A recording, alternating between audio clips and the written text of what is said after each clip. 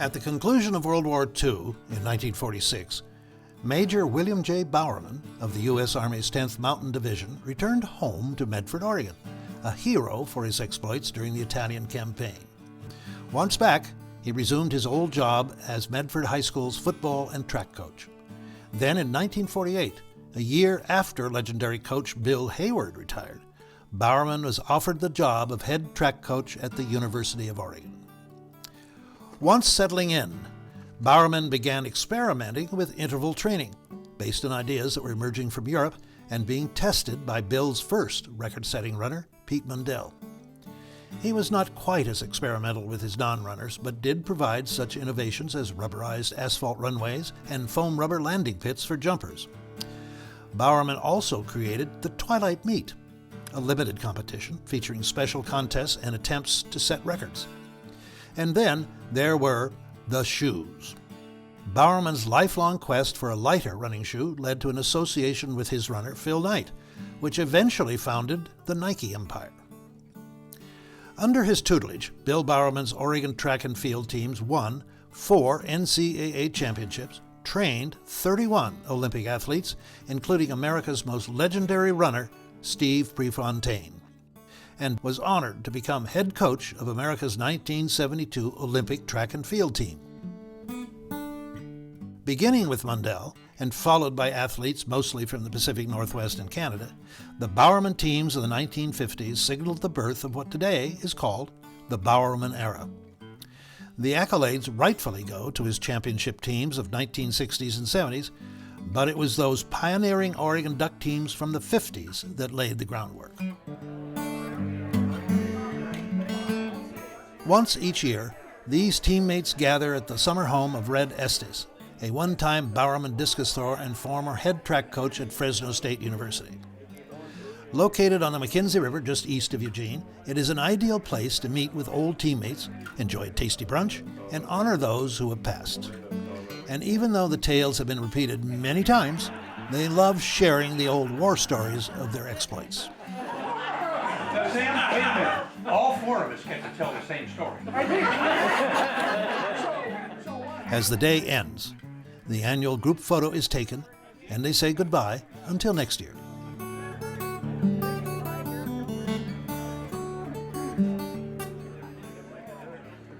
In this presentation, 20 duck trackmen from that era will offer recollections that range from why they chose to attend the University of Oregon to what took place under Bowerman's tutelage. And finally, they will share how being an Oregon trackman has paid dividends throughout their lives. So it is hats off to those who ushered in the Bowerman Era, to the original 1950s men of Oregon.